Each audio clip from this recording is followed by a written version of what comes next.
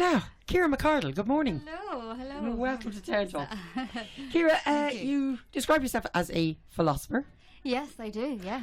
But you're also a published author. Yeah, my book, How to Find Yourself, is on Amazon for sale at the minute, and I do have a homepage on Facebook with 10,000 followers. So, yeah, if you want to catch me on Facebook or look me up on Amazon, go for it. Okay, which came first? And was it the philosophy, I presume it was, that led you to write the book? And no, it was more of trying to awaken myself. The book is about awakening. It's about seeking, becoming a seeker, and trying to figure yourself out in the world and going out and trying to find things that make you happy, but you're still not satisfied and stuff like that. So what I found was is I went out and I found that there's many ways to awaken yourself. So there is. So it could be, prayer. It could be spending time with nature. I went and lived in the mountains for a while, and there's lots of different ways. Sometimes music, going for walks, reading spiritual. Literature can awaken you, and the one that really awoken me was meditation. And the book is a little bit about meditation, and it was really about looking inwards in the end to find my treasure. Because what I find in the world is, you'll see it everywhere, is there is two forms of wealth. And there's a wealth, and it's that of knowledge, and it's that of money, and it's that of like a limited force where you get it and then afterwards you're still not satisfied. And then there's this other wealth which is limitless, and it's the source. It's being connected to the source. It's your true self. It's speaking the truth. It's being honest. It's being open. That's the thing, to get awakened, you have to open up and you have to talk the truth. And that's where you'll find yourself. And that is, that was the path I went on. And ideally you want the two wealths. Well, a lot of people only have the first wealth, and they're not looking at the second wealth. And I feel the world is crying out for it. Because they're not satisfied. And it's really important to find it. Was there a particular catalyst? Did something happen in your life that you decided to embark on this journey to look for, to go and find yourself, to look for that inner awakening? For me, everyone's different. Like for me, what hurt me the most, and I'll talk about it in my book, was relationships. They just weren't working out. My heart was torn apart. I did go to live in the mountains because I had broken up with my partner in Australia because we went to New Zealand, and I just said I need to find myself. And I knew in myself that when I was a child, I was very happy, and I lived on a farm, and I was very happy, and I was around nature. So I went to be around nature. And then different things happened, like people kept coming to me telling me, go to Vipassana, this meditation thing, and different things like that started coming up. And that's how it really, there was something within me that I was like, I am not happy, not happy. And I need to find, I need to become whole, and I need not to be dependent on the outside world, that if something doesn't go right for me, I'm going to break.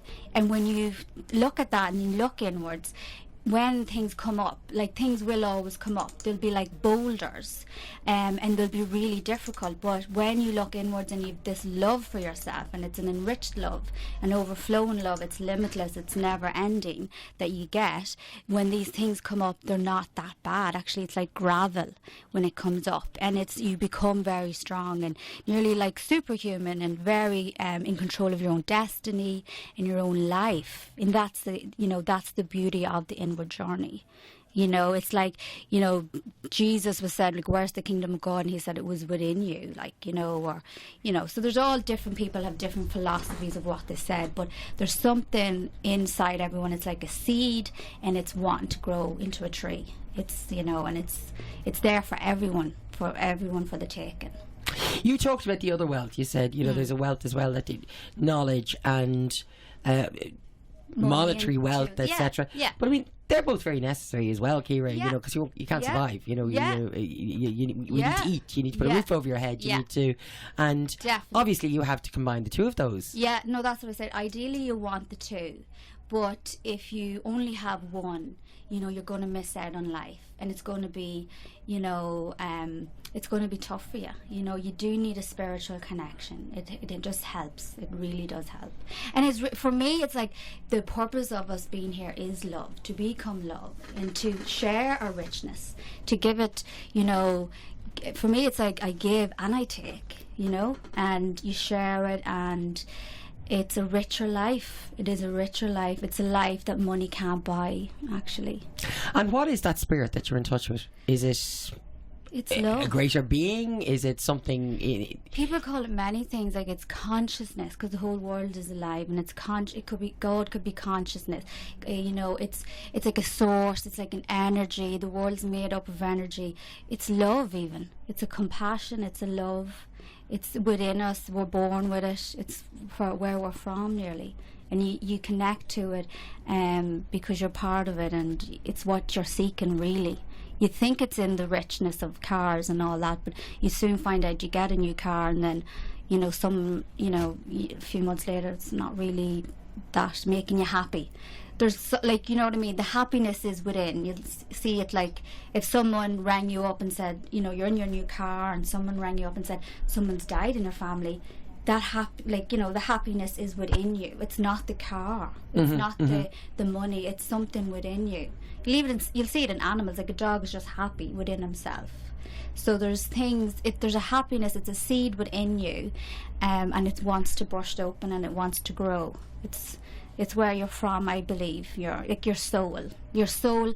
I believe, like, there's, you know, you're human, but you also have a soul, and it wants to expand, and it's. That's quite a traditional religious belief. Like, you know, the Catholics, anybody that was reared Catholic was told, you know, that you have this soul, and actually when you die, it's your soul that lives on and goes to heaven. The body just returns to ashes. And would you have been a particularly religious person, or? As a child, I always remembered that I loved religion. I really liked it. I used to love all the stories and everything like that.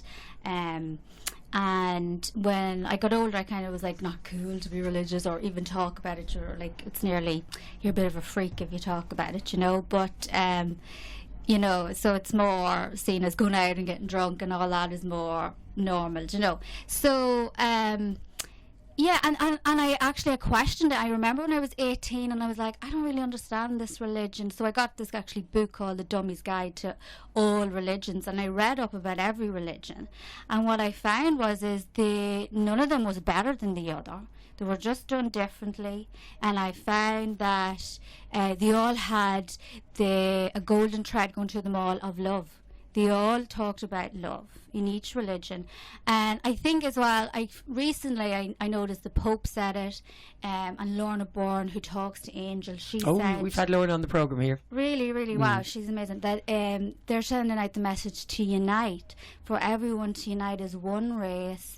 You know, there's no one better than the other. There's no, you know, it's just people doing things differently. And just, it's all about your individual journey, getting to, you know, becoming love. And, you know, it doesn't matter what religion you are. That's why the book, I'm trying to send a message. You might even find it in nature. You might even find it, children are very pure, you know, mind in children. Or you might find it in beautiful music, you know. So, and I just found it in meditation was very, very strong. And I found as well, you know, meditation actually is in all religions. They just don't talk about it. Like, I know Jesus went and meditated for 40 days and 40 nights in the desert. And it is, like, even I like all religions, and I'm going to Lochderg to do like 3-day fast. So it's not that I like doing a bit of everything. I like all the religions, and I respect them all. And as long as, you know, they're teaching love, it doesn't really matter, you know, because that we all know we all want to be happy, and we all know it's good to feel love, and we all know when we're not being loved, you know. We know it's, you know, what we need, you know, to grow. So why the book? Because I know when I spoke to Lorna Byrne, she told me it was actually the angels, that she had no intention of writing a book, and the angels said, no, you have to do this, and then the angels almost wrote the book. Yeah. What was it with you? Was it that you said, no, I really do have to share this experience and share this journey so that other people can achieve it?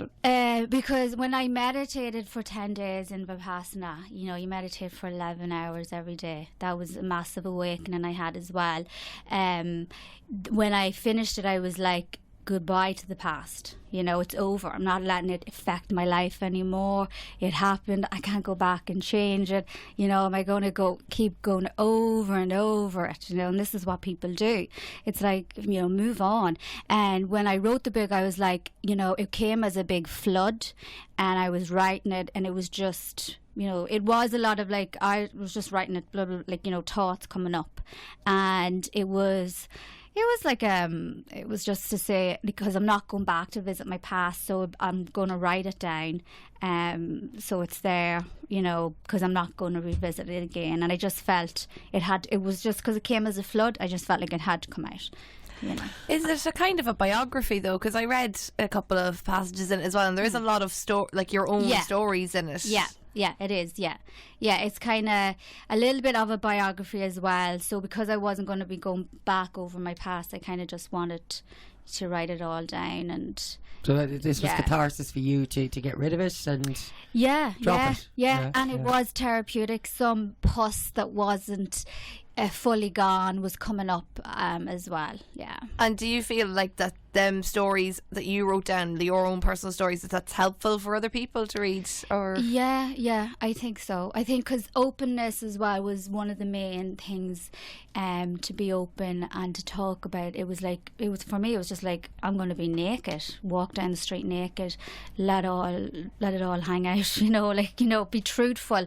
Even though it was like, sometimes people think, well, you just tell your friends, your personal stuff. For me, it was just a shedding of everything, and it was, and a way of saying, everyone goes through the same things, so why hide it all up, and loads of people will be like, oh, that happened to me. Like my friend read and she goes, it's a bit too personal, and I said, well, that's the way I felt about it. I wanted to go deep, because when you go deep, you really, you lift everything out of you. How's the book been received, Ciara? Yeah, I give the book away for free, and because it was more about the message and stuff like that.